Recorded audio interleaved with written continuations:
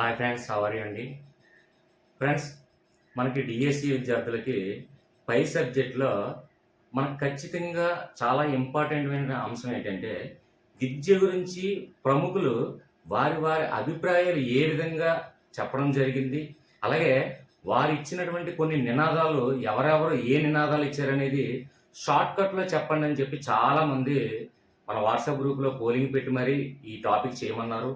So దయచేసి మీరు observe చేయవలసింది ఏంటంటే ఒక ఫ్యూ మినిట్స్ నా మీద కాన్సన్ట్రేషన్ చేయండి. చాలా సింపుల్ వేలో, అంటే చాలా కన్ఫ్యూజ్ అయ్యే టాపిక్ అండి. అంటే ఎవరు ఒకరి నినాదాన్ని ఇచ్చింది, అంటే ఒకరు ఏదైనా కొటేషన్ ఇస్తే అది ఎవరు కొటేషన్ ఇచ్చారో కన్ఫ్యూజన్ అవుతున్నారు. సో ఏంటంటే ఖచ్చితంగా ఈ టాపిక్లో చేసే ముందు ఒకే ఒకటి విషయం అండి, సింపుల్ లాజిక్స్తో చెప్తాను. సో కంటిన్యూగా ఫ్యూ మినిట్స్ నా మీద కాన్సన్ట్రేషన్ చేసి వినండి. అలాగే నెక్స్ట్ చాలా మంది విద్యార్థులు ఏంటంటే వాట్సాప్ గ్రూప్లో కానీ లేదంటే కామెంట్ రూపంలో కానీ అడుగుతుంది ఏంటంటే, సార్ తెలుగు గ్రామర్ చేయండి, లేదంటే మ్యాథ్స్ కొంచెం సింపుల్ వేలో చెప్పండి, సింపుల్ లాజిక్స్తో చెప్పండి, లేదంటే జీకే జనరల్ నాలెడ్జ్ కానీ మరి ఇతరైన టాపిక్స్ అడుగుతున్నారు. సో దయచేసి ఏంటంటే ఆల్రెడీ కొన్ని ప్లేలిస్ట్లో చేర్చడం జరిగింది. సో ఏంటంటే ఫస్ట్ ఆఫ్ ఆల్ మీరు చేసేది ఏంటంటే ఛానల్ నేమ్ టైప్ చేయండి. ఛానల్ నేమ్ ఆల్రెడీ అక్కడ మెన్షన్ చేసే ఉంటుంది కాబట్టి అవిషా సోనిస్ అనేది ఛానల్ నేమ్ టైప్ చేసి స్పేస్ ఇచ్చి సబ్జెక్ట్, ఎస్ అంటే సబ్జెక్ట్, అంటే తెలుగు అయితే తెలుగు, మ్యాథ్స్ అయితే మ్యాథ్స్, జీకే అయితే జీకే, అలాగా సబ్జెక్ట్ టైప్ చేసి మళ్ళీ స్పేస్ ఇచ్చి ప్లేలిస్ట్ అని టైప్ చేసి సెర్చ్ చేస్తే ప్లేలిస్ట్లో ఉన్నటువంటి వీడియోస్ అన్ని కూడా చూసిన తర్వాత అప్పటికీ లేకపోతే ఒకవేళ లింకు లేకపోయినట్లయితే నా కామెంట్ రూపంలో కానివ్వండి లేదంటే వాట్సాప్లో కానివ్వండి నాకు మెసేజ్ చేస్తే వెంటనే రెస్పాన్స్ ఇస్తాను. అలాగే వీడియో స్టార్ట్ చేసే ముందు ఫ్రెండ్స్ ప్రతి వారికి కూడా నేను ఒకే విషయం చెప్తున్నాను, మరలా చెప్తాను కాదండి, ప్రతి ఒక్క కామెంట్స్ కూడా నేను రెస్పాన్స్ ఇచ్చిన తర్వాతే నేను వీడియో చేయడం జరుగుతుంది. అది మీరు అబ్జర్వ్ చేసే ఉంటారు. కావాలంటే నా కామెంట్స్ రూపంలో మొత్తం చెక్ చేయండి, ఒక్కరికి కూడా నేను రెస్పాన్స్ ఇవ్వకపోవడం అంటూ జరగదు. Okay friends, let's begin class.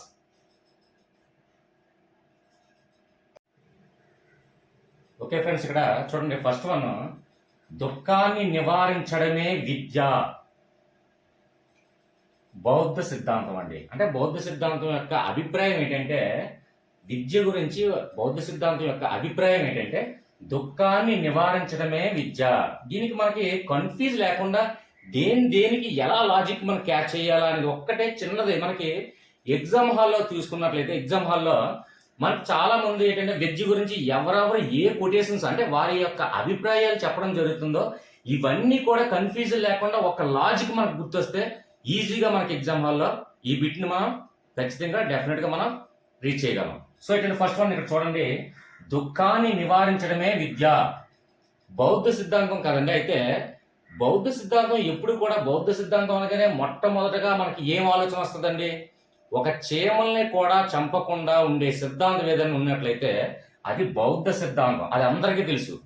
బౌద్ధ సిద్ధాంతం చూడండి, తల హెయిర్ కూడా ఉంచుకోకుండా ఉంటారు. కేవలం కారణం ఏంటంటే తలలో ఉన్నటువంటి ఇప్పుడు చూడండి పేలు అలాంటి ఏమైనా పెరుగుతాయేమో వాటికి కూడా హాని జరగకూడదు. అలాగే నడుస్తున్నప్పుడు కూడా ఒక చీమని కూడా తొక్కకుండా వెళ్ళే సిద్ధాంతమే మనకు అన్ని సిద్ధాంతాల్లో బౌద్ధ సిద్ధాంతం. అందుకే బౌద్ధ మతం స్వీకరించడం చాలా క్లిష్టతరమైనది అని చాలా మంది ఉంటారు. కాబట్టి బౌద్ధ సిద్ధాంతం అనగానే మనం ఖచ్చితంగా చూడండి ఇక్కడ దుఃఖం అంటే చూడండి, ఒక చీమాన్ని కూడా దుఃఖ పెట్టకూడదు, ఒక చిన్న బ్యాక్టీరియాని కూడా దుఃఖ పెట్టకూడదు అనే సిద్ధాంతమే బౌద్ధ సిద్ధాంతం. కాబట్టి ఇక్కడ మనకి దుఃఖం అనగానే ఆటోమేటిక్గా మనకి ఇచ్చినటువంటి ఆబ్జెక్ట్ లో బౌద్ధ సిద్ధాంతం కావచ్చు, లేదంటే ఉపనిషత్తులు కావచ్చు, లేదంటే వేదాలు కానివచ్చు, ఏదైనా సంథింగ్ మనకి ఒకటే కాన్సెప్ట్. మనకి ఏంటంటే ఇందులో వచ్చినటువంటి క్వశ్చన్ అలాగే ఇచ్చినటువంటి ఆబ్జెక్ట్ లో మనకి లాజిక్ మ్యాచ్ చేయగలిగితే ఎంత క్లిష్టమైంది కూడా ఈజీగా సునాయాసంగా మనం పెట్టగలం. చదవ అవసరం లేదు, రాయన అవసరం లేదు, కేవలం ఆలోచన మాత్రమే మనకు తోడవ్వాలి. అంటే ఒక లాజిక్ మనం క్యాచ్ చేయగలగాలి. కాబట్టి ఇక్కడ చూడండి, దుఃఖం అనగానే ఒక్క చిన్న చీమ కూడా దుఃఖ పెట్టకూడదు, అంటే హాని చేయకూడదు అనే సిద్ధాంతమే బౌద్ధ సిద్ధాంతం. కాబట్టి ఆటోమేటిక్గా ఇచ్చినటువంటి క్వశ్చన్ మనకి ఇచ్చినటువంటి ఆబ్జెక్ట్ లో ఆన్సర్ చూస్తే ఆ లాజిక్ అనేది మ్యాచ్ చేయగలగాలి. ఓకే ఫ్రెండ్స్, అర్థమైందని భావిస్తున్నాం. నెక్స్ట్ వన్ చూడండి, మోక్ష సాధనకు దారి తీసేదే విద్య. ఇది చాలా వరకు కొంతమంది మన భారతీయ హిందూ సాంప్రదాయంలో ఉపనిషత్తుల గురించి వినే ఉంటాం. ఉపనిషత్తులో ఎక్కువగా ఉపనిషత్తుల గురించి అంటే ఆడియో మీరు వినే ఉండొచ్చు, లేదంటే ఎఫ్ఎంలో కానివ్వండి, లేదంటే సంథింగ్ యూట్యూబ్లో కానివ్వండి. ఉపనిషత్తులు ఎప్పుడైనా సరే మనం టాపిక్ చూసినట్లయితే ఎప్పుడు కూడా మోక్షం సాధించడానికి ఉపనిషత్తులు ఎక్కువ బోధింపడం జరుగుతుందండి. మోక్షం అంటే ఎవరికైనా సరే ఇప్పుడు ఏదైనా ఒక తపస్సు చేసినప్పటికీ కూడా, లేదంటే ఒక దైవ కార్యక్రమం చేసినప్పుడు కూడా ఖచ్చితంగా మోక్ష సాధన కోసమే ఎక్కువ కృషి చేయడం జరుగుతుంది. కాబట్టి మోక్షం పొందాలనే ఉద్దేశంతోనే మనం చేసిన కార్యక్రమాలన్నీ కూడా మోక్షం పొందడం అంటే డైరెక్ట్గా దేవుని సన్నిధిలో మన యొక్క ఇది చేరడానికి, మోక్షం పొందడానికి. కాబట్టి ఎక్కువగా ఇది ఉపనిషత్తులు మీరు ఆల్రెడీ వినే ఉంటారని నేను ఎగ్జాంపుల్తో ఎక్కువగా దీనికి చెప్పనవసరం లేదు. సో ఏంటంటే ఉపనిషత్తుల్లో ఎక్కువగా దేని గురించి ఎక్స్ప్లెయిన్ చేయడం జరుగుతుంది అంటే ఆడియో విన్నట్లయితే మీరు ఖచ్చితంగా మోక్ష సాధన గురించే. కాబట్టి విద్య అంటే ఏమనుకుంటారండి, ఉపనిషత్తుల్లో వారి యొక్క అభిప్రాయం ఏంటంటే మోక్ష సాధనకు దారి తీసేదే విద్య అంటారు. అర్థమైందా ఫ్రెండ్స్? అంటే ఉపనిషత్తుల్లో మోక్షంకే, అంటే ఉపనిషత్తులు మనకు మోక్షం గుర్తు రావాలి. ఉపనిషత్తులో మీరు చాలా మంది వినే ఉంటారు ఫ్రెండ్స్. కాబట్టి ఎందుకు ఎక్కువ ఎక్స్ప్లెయిన్ చేయట్లేదు, లాగ్ ఎక్కువ అవుతుంది మళ్ళీ. ఓకే ఫ్రెండ్స్, అర్థమైందని భావిస్తాను. అంటే ఇక్కడ చూడండి, మోక్షం గురించి ఎక్కువ ఉపనిషత్తులు ఇవ్వడం జరుగుతుందండి. ఇది చాలా వరకు వినే ఉంటారు కాబట్టి ఎక్కువ ఎక్స్ప్లెయిన్ చేయను. నెక్స్ట్ వన్ చూడండి, ఇక్కడ ఆత్మ సాక్షాత్కారమే విద్య ఎవరన్నారండి? ఎవరి యొక్క అభిప్రాయం అంటే శంకరాచార్యుల యొక్క అభిప్రాయం. అయితే ఇక్కడ దీన్ని ఎలా గుర్తుపెట్టుకోవాలి సార్ అంటే, మన ప్రతిదానికి కూడా అందులో ఉన్నటువంటి ప్రధానంగా ఏదో ఒక పదం ఉంటుందండి, ఒక వేరియేషన్ పదం అనేది మనం క్యాచ్ చేయగలగాలి. అంటే ప్రతి దాంట్లో ఎంత కొటేషన్ ఇవ్వండి, అందులో ఇప్పుడు ఒక్కొక్క కొటేషన్లో అనేక పదాలు రిపీట్ అవుతూ ఉంటాయి. కానీ అందులో డిఫరెంట్గా ఉన్నటువంటి ఒక పదాన్ని మనం క్యాచ్ చేయగలగాలి. ఆ డిఫరెంట్గా ఉన్నటువంటి పదాన్ని క్యాచ్ చేసి దానికి లాజిక్ మనం సింక్ చేయగలిగితే మనం ఏది కంటస పెట్టకుండా ఈజీగా ఒక కంటి చూపుతోనే మనం అటెంప్ట్ చేయగలం. కాబట్టి ఇక్కడ చూడండి, ఇక్కడ ఆత్మ సాక్షాత్కారమే. ఇక్కడ చూడండి, ఇక్కడ ఆత్మ పరమాత్మలకి దేవుడు ఎవరండి అంటే చూడండి, పంచభూతాలు. ఆత్మ అంటే మనకి భూతాలు, ఆటోమేటిక్గా ఆత్మ అంటాం కదా, అంటే భూతాలు. పంచభూతాలు కూడా ఎవరి ఆధీనంలో ఉంటాయని అంటే హిందూ సాంప్రదాయ ప్రకారంగా శివుడి యొక్క ఆధీనంలో ఉంటాయని చాలా మంది తెలిసి ఉండొచ్చు. కొందరు ఇక్కడ దేవుల గురించి నేను పొగుడుతూ చెప్పట్లేదండి ఫ్రెండ్స్. అంటే ఎగ్జాంపుల్గా ఒక క్రిస్టియన్ దేవుడు, ఒక యేసు ప్రభు గురించి టాపిక్ వచ్చిన లాజిక్ డెఫినెట్గా చెప్తాను. ఒక అల్లా గురించి వచ్చినా సరే డెఫినెట్గా చెప్తాను. అలాగే ఒక బౌద్ధుడి గురించి ఒక ఎవరైనా వచ్చినా సరే నేను డెఫినెట్గా చెప్తాను. నాకు మతాలు దేవుళ్ళు ఇంపార్టెంట్ కాదు, ఇక్కడ లాజిక్ మాత్రమే. ఎందుకంటే కొందరు ఏంటంటే నెగిటివ్గా కామెంట్స్ ఇస్తారు. ఎందుకంటే ఒక క్రిస్టియన్స్ కానివ్వండి, లేదంటే ముస్లిమ్స్ కానివ్వండి, ఈ యొక్క టాపిక్లు కొన్ని అర్థం కాకపోవచ్చు కాబట్టి కొద్దిగా ఎక్కువగా ఎక్స్ప్లెయిన్ చేస్తాను అంతే. అంటే ఇక్కడ చూడండి, ఆత్మ సాక్షాత్కారం అంటే ఆత్మలు. ఈ ఆత్మలు అన్నీ కూడా, ఆత్మలు అనగానే మన పంచభూతాలు అంటాం. హిందూ సాంప్రదాయం వాళ్ళకి అందరికీ తెలిసే ఉంటుంది. పంచభూతాలు ఎవరి ఆధీనంలో ఉంటాయంటే శివుడి యొక్క ఆధీనంలో ఉంటాయి. కాబట్టి ఇక్కడ చూడండి, శంకర అంటే శివుడి యొక్క ఆధీనంలో ఉంటాయి ఆత్మలు. ఇక్కడ ఇది గుర్తుపెట్టుకోండి. సాక్షాత్కారం అంటే సాక్షాత్కారం కూడా ఇంకొక చిన్న లాజిక్ గుర్తుంది. ఇదే ఆత్మ వేరే కొటేషన్స్ లో వస్తాయి కదండి అని మీకు చిన్న డౌట్ రావచ్చు. అందుకే ఒక చూడండి, సాక్షాత్కారం కూడా ఇది ఒక లాజిక్ చూడండి. ఆత్మ అనగానే పంచభూతాలు ఎవరి ఆధీనంలో ఉంటాయి? శివుడి చేతిలో. శివుడు అంటే శంకరుడన్నా శివుడన్నా ఒకటే, ఆ విషయం మీకు తెలుసు. అలాగే ఇక్కడ ఆత్మ అనేక సార్లు పదాలు రిపీట్ అవుతాయి కదండి, అప్పుడు కన్ఫ్యూజ్ అవుతాయి కదండి, మీకు ఆలోచన వచ్చే ఉండొచ్చు. ఏమై రైట్? కాబట్టి ఇక్కడ చూడండి, సాక్షాత్కారమే అన్ని దేవుళ్ళలో కల్లా బోలాశంకరుడు అంటారు. అంటే త్వరగా ప్రత్యక్షంగా సాక్షాత్కరించడం దేవుడు ఎవరంటే అది శివుడేనండి. ఎందుకంటే శివుడినే ఎక్కువగా ఈజీగా మెప్పించగలరు. అలాగే ఎక్కువగా కష్టంగా మెప్పించేది బ్రహ్మ, అది కూడా వినే ఉంటారు. అంటే హిందూ సాంప్రదాయ ప్రకారంగా నేను చెప్పేది. కాబట్టి ఇక్కడ ఆత్మ సాక్షాత్కారం అంటే ఇక్కడ చూడండి, సాక్షాత్కారం అంటే ఎప్పుడు కూడా శివుడే త్వరగా ప్రత్యక్షం అవుతాడండి. శివుడు అందుకే బోలాశంకరుడు అంటారు. అంటే ఆ విషయం మీకు తెలుసు కాబట్టి ఎక్కువగా చెప్పట్లేదు. ఓకే ఫ్రెండ్స్, అర్థమైంది నా భావిస్తాను. అర్థం కాకపోతే ఖచ్చితంగా కామెంట్స్ ఉన్నాయి. అలాగే వాట్సాప్ గ్రూప్లో మీరు ఆన్ ది స్పాట్లో ఏదైనా చిన్న డౌట్లు వస్తే ఆన్ ది స్పాట్లో వాట్సాప్లో తెలియజేసినట్లయితే వెంటనే అక్కడే ఆ సెకండ్లో చిన్న లాజిక్స్ అన్ని కూడా మేము అక్కడే ఎక్స్ప్లెయిన్ చేస్తాను. అలాగే ప్రతి ఒక్కరి చిన్న సందేహాలు కూడా ఒకే వీడియోలో చేయడం సాధ్యపడదు కాబట్టి ఈ వాట్సాప్ గ్రూప్లో సబ్జెక్ట్ డిస్కషన్ రోజు జరుగుతూనే ఉంది. అలాగే వాట్సాప్లో మనకి ఏ సబ్జెక్ట్ కావాలన్నా పోలింగ్ కండక్ట్ చేస్తున్నాం డైలీ. ఆ పోలింగ్లో పార్టిసిపేట్ చేసిన తర్వాత ఎక్కువ పర్సెంటేజ్ వస్తే ఆ వీడియో చేయడం జరుగుతుంది. కాబట్టి వాట్సాప్లో మీరు డిస్కస్ చేయొచ్చు, అలాగే కామెంట్ రూపంలో కూడా తెలియజేయచ్చు. Okay friends, continue.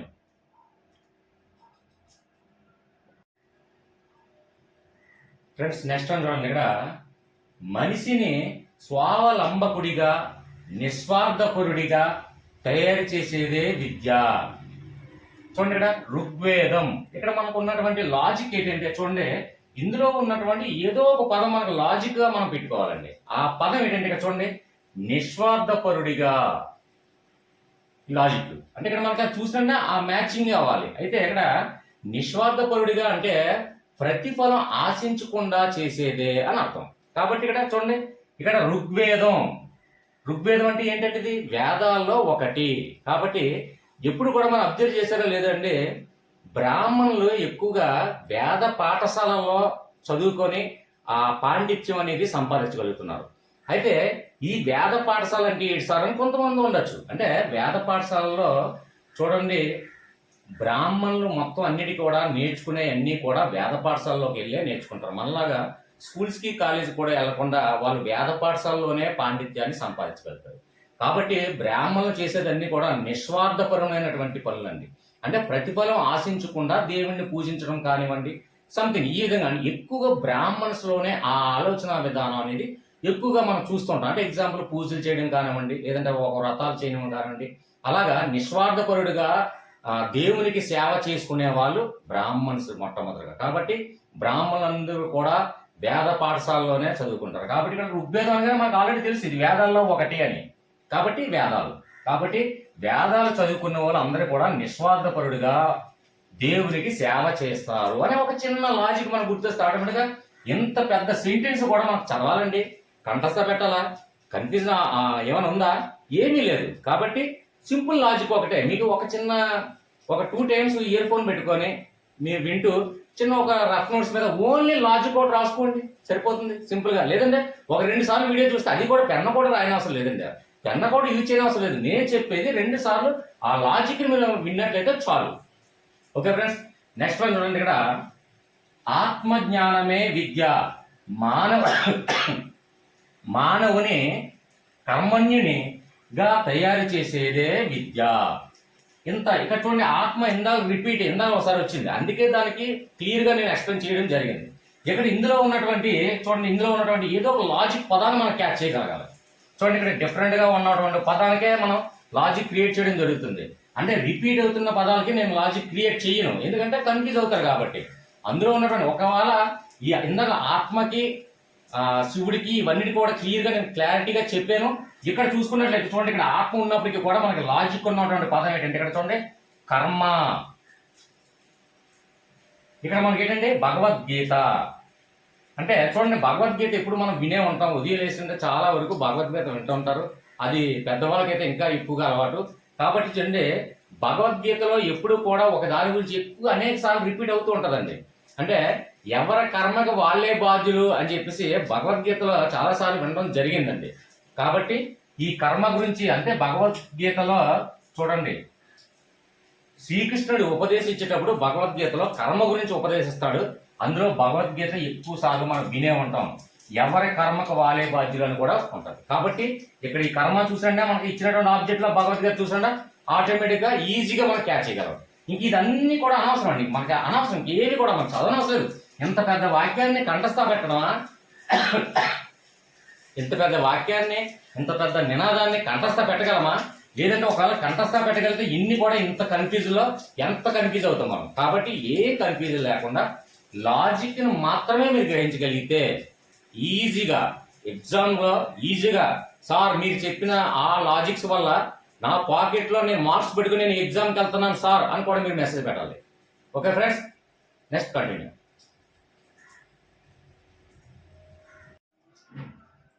Okay friends, ఇక్కడ నెక్స్ట్ వన్ చూడండి. ఇక్కడ మనిషిని శీలవంతుడిగా, సమాజానికి ఉపయోగపడే వాడిగాను తయారు చేసేదే విద్య అన్నవారు ఎవరంటే యజ్ఞవల్కుడు. ఈ పేరే ఇంకా చాలా కష్టంగా ఉంది సార్, మరి ఎలా గుర్తుపెట్టుకోవాలి? ఒక లాజిక్ ఉంటే మనకు చాలంతే. ఇక్కడ చూడండి, ఇక్కడ శీల అంటే మనకి రామాయణం తెలియని వాళ్ళు ఎవరు ఉండరు. కాబట్టి చూడండి, సీతను అపహరించుకుని వెళ్ళిన తర్వాత, సీతను మళ్ళా విజయం సాధించిన తర్వాత, తీసుకొచ్చిన తర్వాత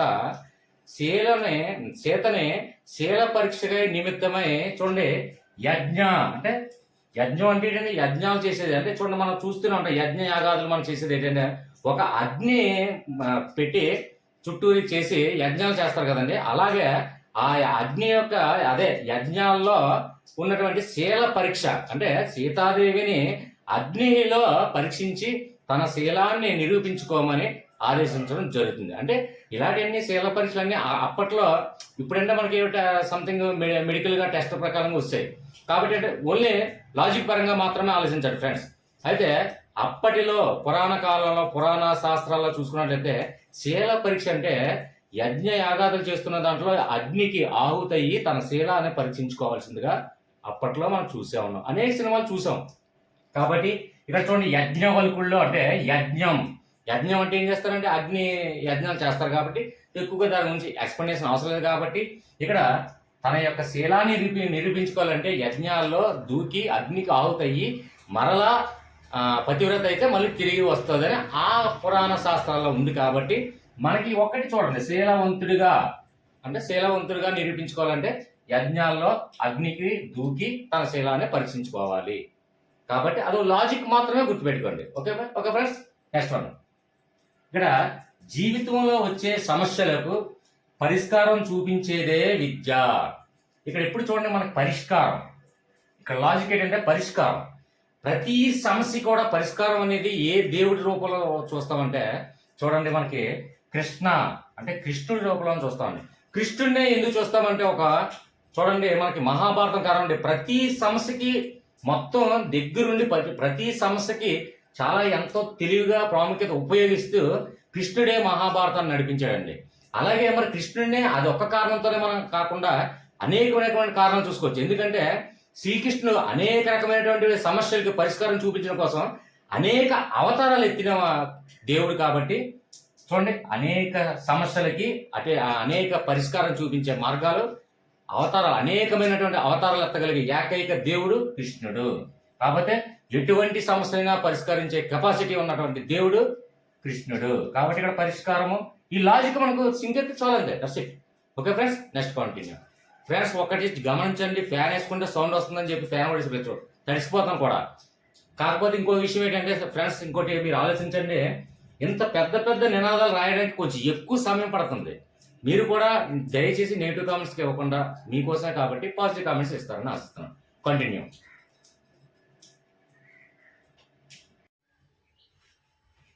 నెక్స్ట్ అని చూడండి ఫ్రెండ్స్, ఇక్కడ మనుషులను సార్థకులుగా తయారు చేసేదే విద్య అన్నవారు ఎవరంటే కొమినియస్. అయితే ఇది వాస్తవా కాదా అంటే మనం చూడండి, మనుషులను సార్థకులుగా తయారు చేసే విద్య కదండి, అవునా కాదా? కాబట్టి అవును అంటే ఎస్. చూడండి, ఎస్, మనుషులను సార్థకులుగా తయారు చేసేది విద్య, అది అందరికీ తెలుసు. దాని గురించి ఎక్కువ ఎక్స్ప్లెనేషన్ ఇచ్చిన టైం వేస్ట్. సో అవునా కాదా అంటే అవును, కాబట్టి ఇక్కడ ఎస్. అలాగే నెక్స్ట్ వన్ చూడండి, ఇక్కడ పరిణితి చెందిన వారు పరిణితిని చెందని వారిపై చూపించే ప్రభావమే విద్య అన్నవారు ఎవరంటే రెడిన్.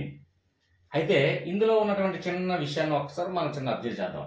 పరిణితి చెందిన వారు అంటే నిరక్షరాస్యులు అనుకోండి.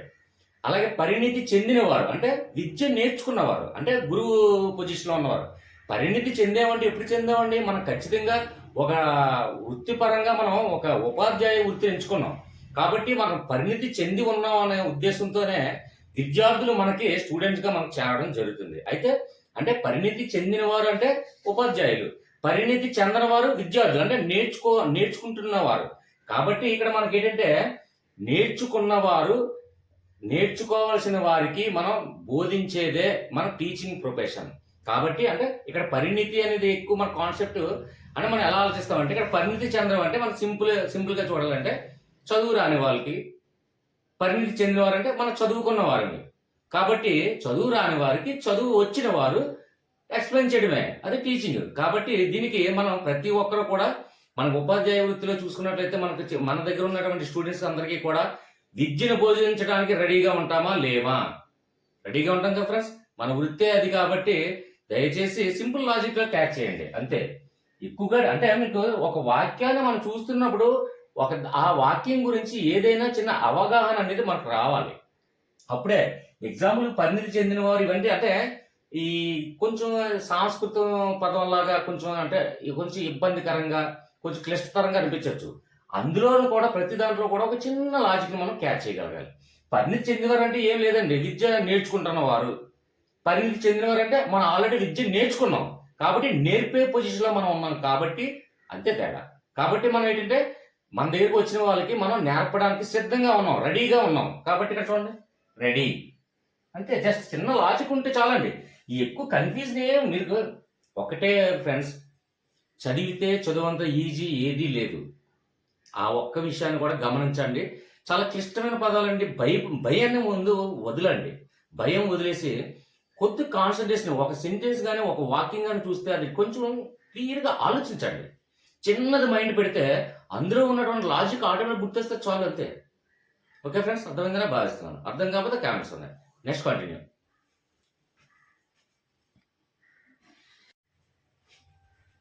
నెక్స్ట్ వన్ చూడండి ఫ్రెండ్స్, ఇక్కడ ప్రతి మనిషిలోనూ దైవత్వాన్ని వెలికి తీసేదే విద్య అన్నది ఎవరంటే సర్వేపల్లి రాధాకృష్ణ. ఇందులో మనకు ఉన్నటువంటి లాజిక్ ఏంటంటే, ఫస్ట్ చూడండి, ఇక్కడ ప్రతి మనిషి అంటే మనకు ఒక జనాభా లెక్క కానివ్వండి, లేదంటే మరి ఏదైనా విషయం మీద ప్రతి మనిషిని కూడా సర్వే చేస్తాం మనం. ప్రతి మనిషిని ఒక జనాభా లెక్క ఎగ్జాంపుల్ తీసుకోండి. జనాభా లెక్క ఏంటంటే ప్రతి ఇంటింటికి ప్రతి మనిషికి ఎంత ఏజ్ అంత ఉందో అవన్నీ కూడా కన్సల్ట్ చేసి మనం సర్వే చేసి రాసినటువంటి రిపోర్టుకు ఆధారంగా మనకి ఓటు హక్కు అనేది లభించడం జరుగుతుంది. కాబట్టి ఇక్కడ ప్రతి మనిషిని మనం కన్సల్ట్ చేస్తాం. అంటే ప్రతి ఇంటికి వెళ్తాం, ప్రతి మనిషి యొక్క ఏజ్ మనం కన్సల్ట్ చేసుకొని సర్వే చేసే జనాభా లెక్కలకి మనం ఇవ్వడం జరుగుతుంది. కాబట్టి ఇక్కడ చూడండి, ఇక్కడ సర్వేపల్లి రాధాకృష్ణలో సర్వే అంటే ప్రతి మనిషిని కూడా మనం సర్వే చేస్తాం. ఎప్పుడు కూడా జనాభా లెక్కలను కానివ్వండి, ఏదైనా ఒక విషయం మీద ప్రతి మనిషిని డోర్ టు డోర్ ప్రతి మనిషిని ప్రతి ఇంటికి కూడా ప్రత్యేకంగా వెళ్ళి సర్వే చేసిన తర్వాత ఆ రిపోర్ట్ ఆధారంగా మనం ఛానల్స్ కానివ్వండి, లేదంటే ప్రెస్ వాళ్ళు కానివ్వండి, ఏదైనా సరే మొత్తానికి ఆ సర్వే రిపోర్ట్ ఇవ్వడం జరుగుతుంది. అది ఎలక్షన్ అనే అవసరం లేదు. జనాభా లెక్కలు కానివచ్చు, లేదంటే వేరే వేరే ప్రతి ఒక్కరి అభిప్రాయాలు కానివచ్చు, ఏదైనా మొత్తానికి సర్వే అనేది ఏంటంటే ప్రతి మనిషిని కూడా కన్సల్ట్ చేస్తాం. రైట్? అదే లాజిక్. అంటే ఇంక ఇవన్నీ మనకు అవసరం లేదు. ఓన్లీ లాజిక్, మనకి ఈ లాజిక్ రెండు మ్యాచ్ చేసుకుంటే చాలు, అంతే. ప్రతి మనిషిలోనూ దైవత్వాన్ని వెలికి తీసేదే విద్య. ఫస్ట్ స్టార్టింగ్ లో చూడండి, ప్రతి మనిషిని కన్సల్ట్ చేసేది. అప్పుడు ఇచ్చినటువంటి మనకి ఆబ్జెక్ట్ లో మనకి ఆన్సర్స్ లో సర్వేపల్లి రాధాకృష్ణ, మహాత్మా గాంధీ సంథింగ్ ఉంటాయి. కాబట్టి అందులో చూసినాక ఆటోమేటిక్గా లాజిక్ మన సింక్ అయిపోద్ది. కాబట్టి ఈజీ, కన్ఫ్యూజన్ ఏం అవసరం లేదు. ఓకే ఫ్రెండ్స్, నెక్స్ట్ వన్ చూడండి. మనిషిలోని శారీరక, మానసిక, ఆధ్యాత్మిక శక్తులను బహిర్గతం చేయడమే విద్య అన్నది ఎవరంటే మహాత్మా గాంధీ. అయితే మహాత్మా గాంధీ అనగానే మనకి దీనికి మ్యాచింగ్ ఏంటి సార్ అంటే లాజిక్, మహాత్మా గాంధీ ఆలోచన విధానం ఏంటంటే తన శరీరం హాని చేసినప్పటికీ కూడా మానసికంగా, అంటే ఒక చెంప మీద, ఒక శరీరం అంటే ఏంటి, ఒక చెంప అనుకుంది అంటే ఒక చెంప మీద కొడితే రెండో చెంప కూడా చూపిస్తే ఆటోమేటిక్ గా ఆ అవతల యొక్క పర్సన్ యొక్క కోపాన్ని దిగమింగుతాడు అనే ఉద్దేశం, సిద్ధాంతమే మహాత్మా గాంధీ సిద్ధాంతం. దీనికి ఎక్కువ ఎక్స్ప్లెనేషన్ అవసరం లేదు, ఎందుకంటే అందరికీ తెలుసు మహాత్మా గాంధీ ఏంటంటే ఒక చెంప కొడితే రెండు చెంప చూపిస్తాడు. అలాంటి దానికి అంటే ఒక చెంప కొట్టిన దెబ్బ తగిలినప్పటికీ కూడా అతని యొక్క మనసు ఖచ్చితంగా రెండో చెంప చూపించడానికే మనసు తయారై ఉంటుంది. అతని ఆలోచన విధానం ఆ విధంగా ఉంటుంది. కాబట్టి ఇక్కడ చూడండి, శారీరకంగా, మానసికంగా, అంటే మానసికంగా శరీరానికి దెబ్బ తగిలినప్పటికీ కూడా మళ్ళీ ఇంకా రెండో చెంప చూపించే మా మనస్తత్వం ఏంటంటే మహాత్మా గాంధీ. కాబట్టి రెండింటికి లాజిక్ కి క్యాచ్ అయితే చాలు. శారీరక అంటే శరీరం మీద, అంటే ఒక చెంప మీద దెబ్బ కొడితే, మానసికంగా సిద్ధంగా ఉండడం అంటే ఒక చెంప మీద దెబ్బ కొట్టినా తిరిగి చెంప మీద కొట్టకుండా ఇంకో తిరిగి చెంప చూపిస్తే అటువంటి మంచి మనస్తత్వం. కాబట్టి ఆ మహాత్మా గాంధీకి మనం జాతిపిత అని కూడా అంటుంటాం. కాబట్టి ఈ మహాత్మా గాంధీకి ఆప్షన్ రోజు మనం చూసినట్టు ఈ ఆటోమేటిక్ ఈ లాజిక్ అనేది మ్యాచ్ అయితే సరిపోతుంది. Okay friends, continue.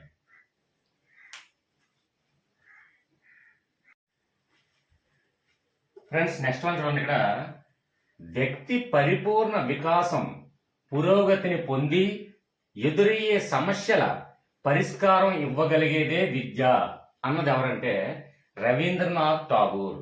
అంటే ఈ సెంటెన్స్, ఈ వాక్యంలో మనకి ఏదో సంథింగ్ ఒక పదాన్ని మనం తీసుకోవాలి కాబట్టి ఇక్కడ చూడండి, ముఖ్యంగా చాలా వరకు అంటే పరిపూర్ణ వికాసం అని అనేక సెంటెన్స్ లో ఉండొచ్చు. అయితే ఏదో ఒక మనకు ఒక లాజిక్ పదం తీసుకోవాలి కాబట్టి ఇక్కడ చూడండి, పురోగతి. పురోగతి అంటే గతి అంటే ఇప్పుడున్న పరిస్థితి.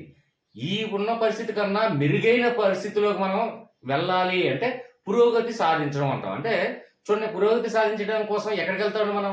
ప్రతి ఒక్కరు కూడా విద్యాలయాలకే వెళ్తాం, అంటే స్కూల్స్. కాబట్టి పురోగతి సాధించడం కోసం అంటే మనం ఉన్నటువంటి పొజిషన్ కన్నా బెటర్ పొజిషన్ కి చేరడానికి ప్రతి ఒక్కరు కూడా విద్యను అభ్యసించడానికి మనం స్కూళ్ళకి, విద్యాలయాలకి వెళ్తాం. అయితే విద్యాలయంలో మొట్టమొదటిగా మనకి ఏం చేస్తారండి?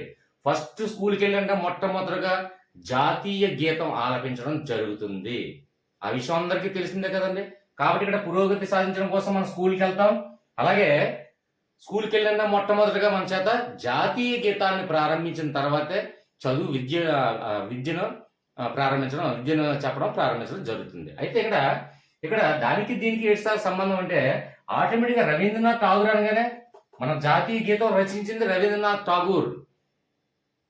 కాబట్టి పురోగతిని ఇక్కడ రవీంద్రనాథ్ ఠాగూర్. పురోగతి అంటే మనకు ఆల్రెడీ తెలుసు, అర్థమైందండి. ఎందుకంటే కొంచెం ఎందుకు ఎక్కువగా ఎక్స్ప్లెనేషన్ ఇచ్చానంటే ఇప్పుడున్నటువంటి పరిస్థితి కన్నా మెరుగైన పరిస్థితి సాధించడమే అదే పురోగతి సాధించడం అంటాం. అంటే కాబట్టి ఈ పురోగతి సాధించాలంటే విద్యాలయాలకే మనం వెళ్తాం. కాబట్టి విద్యాలయాల్లో మొట్టమొదటిగా జాతీయ గీతం ఆలపించడం జరుగుతుంది. కాబట్టి జాతీయ గీతం రచించిన వారు రవీంద్రనాథ్ ఠాగూర్ అనే విషయం అందరికీ తెలుసు. కాబట్టి డైరెక్ట్ గా ఆ పాయింట్ లాజిక్ మనకు అక్కడ ఐడియా వస్తే చాలు. ఓకే ఫ్రెండ్, నెక్స్ట్ వన్ చూడండి. ఇక్కడ ప్రజల అవసరాలకు, ఆశయాలకు ఉన్నది అసలైన విద్య అన్నది కొఠారి కమిషన్. అయితే ఇక్కడ చూడండి, మనకి ఇందులో ఉన్నటువంటి లాజిక్ ఏంటంటే ఫ్రెండ్స్, మనకు వాక్యాలు కన్ఫ్యూజ్ అవ్వకుండా ఒకే ఒక చిన్నది లాజిక్ మనం క్యాచ్ చేయగలిగితే చాలు. ఎగ్జామ్ హాల్లో మనకు ఆ లాజిక్, ఆ ఆబ్జెక్ట్ లో ఉన్నటువంటి లాజిక్ రెండు మ్యాచ్ చేయగలిగితే చాలు. అంతేగాని ఈ నినాదాలు ఏవి కంఠస్థ పెట్టిన అవసరం లేదు. ఆఖరికి మనకు ఉన్నటువంటి ఎవరెవరైతే వ్యక్తుల పేర్లు కూడా మనం గుర్తుపెట్టుకునే అవసరం లేదు. ఓన్లీ మనకు ఉన్నటువంటి ఒకటే థాట్ రావాలి. ఏంటంటే మన క్వశ్చన్ ఇచ్చినటువంటి ఆన్సర్లో ఆ లాజిక్ రెండు మ్యాచ్ చేయగలిగితే చాలు. కాబట్టి ఇక్కడ చూడండి, ప్రజల అవసరాలకు, ఇక్కడ చూడండి ప్రజల అవసరాలకు ఫస్ట్ స్టార్టింగ్ లోనే ఉంది చూడండి. ప్రజల అవసరాలకు ఏ కార్యాలయాలకు వెళ్ళినా సరే కమిషన్ అడుగుతున్నారండి. అదే లంచం అంటాం. ఇక్కడ చూడండి, కమిషన్. ఇంకా మనకి ఇవన్నీ నినాదాలన్నీ ఏమి కంఠస్థ పెట్టగా అవసరం లేదు. ఇప్పుడు కంఠస్థ పెట్టాలంటే నినాదాలన్నీ కూడా ఒకటొకటి చిన్న చిన్న వ్యత్యాసంగా, అది కూడా వాక్యాలు కూడా పెద్దవిగా ఉన్నాయి. కాబట్టి ఎందుకు కంఠస్థ పెట్టాలి? కంఠస్థ పెట్టినా గుర్తుంచుకోగలమా? ఉంచుకోలేము. కాబట్టి మనకి ఇందులో ఉన్నటువంటి ముందు చిన్న లాజిక్ ని మనం క్యాచ్ చేయగలగాల. ఆ లాజిక్ ని, ఇందులో ఉన్నటువంటి లాజిక్ ని మ్యాచ్ చేయగలిగితే ఆటోమేటిక్ గా మనం సక్సెస్ అయినట్టు. ఒక్క బిట్ కూడా మనం మిస్ అవ్వసం లేదు. కాబట్టి ఇక్కడ చూడండి, ప్రజల అవసరాలకు ఏ కార్యాలయంకి వెళ్ళినా, అంటే ఎగ్జాంపుల్ చూడండి, భారతీయ సినిమాలో ఏ కార్యాలయంకి వెళ్ళినా ఏ పని చేయాలనుకున్న ప్రతి దానికి కమిషన్. దట్స్ మీన్ లంచం. కాబట్టి ఇక్కడ చూడండి, ఇక్కడ కమిషన్, అలాగే ప్రజల అవసరాలకు. ఇప్పుడు ఇదంతా వాక్యాన్ని మనం కంఠస్థ పెట్టాలా, గుర్తుపెట్టుకోవాలా? అవసరం లేదు కదా. జస్ట్ లాజిక్ మనం ఇదే క్వశ్చన్ మనకి ఎగ్జామ్ లో పడింది అనుకోండి, అప్పుడు ఇటు ఆటోమేటిక్ చూసినా ఆటోమేటిక్ గా ప్రజల అవసరాలకు ఓకే, ప్రజల అవసరాలకు ఏ కార్యాలయంకి వెళ్ళినా, ఎక్కడికి వెళ్ళినా, దేనికైనా సరే లంచం అంటే కమిషన్ అనడం జరుగుతుంది. కాబట్టి ఇది వాస్తవమే, ప్రతి వారికి ఇది జరుగుతున్న విషయమే. ఎంత లంచం లేదు, లంచాన్ని నిర్మూలించామన్నా సరే ప్రతి ఒక్కరికి కూడా ఏదో బెనిఫిట్ ఆశించితే ఆ పని చేస్తారు తప్ప నిజంగా ఏమీ ఆశించకుండా నిజాయితీగా చేసేవాళ్ళు చాలా అరుదుగా ఉన్నారండి. కాబట్టి ఇదే టాపిక్ మనకు గుర్తొస్తే ఆటోమేటిక్ ఈజీగా గుర్తొస్తుంది. ఓకే ఫ్రెండ్స్, అర్థమైందని భావిస్తాను. అర్థం కాకపోతే దయచేసి కామెంట్లు ఉన్నాయి, కామెంట్లో తెలియచేయండి. అలాగే వాట్సాప్ గ్రూప్ లో మనకి పోలింగ్, ప్రతి సబ్జెక్ట్ కూడా పోలింగ్ పెడతాం.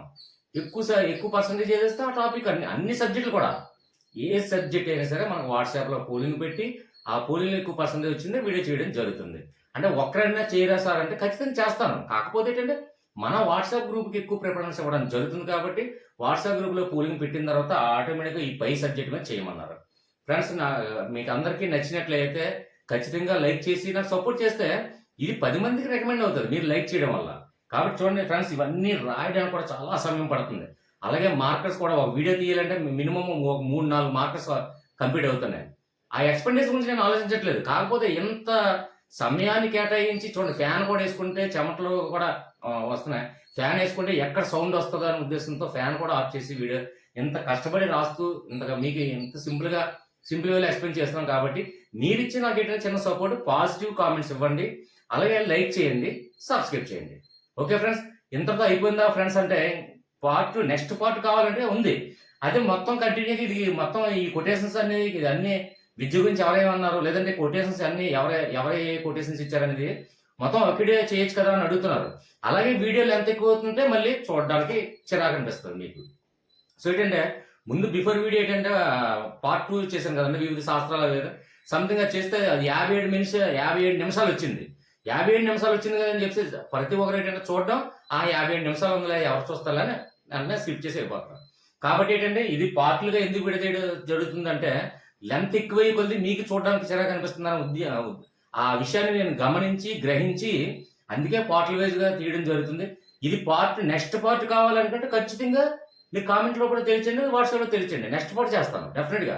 నెక్స్ట్ పార్ట్ అని కాదండి, పై సబ్జెక్ట్ మీద ఆటోమేటిక్ ఎన్ని పార్ట్లు ఉంటే అన్ని పార్ట్లు కూడా చేయడం జరుగుతుంది. అంటే ఎక్కడైతే క్లిష్టమైనటువంటి మీకు సందర్భంలో అవన్నీ పై సబ్జెక్ట్ మీద పీడిఎఫ్ రూపంలో షేర్ చేశారు.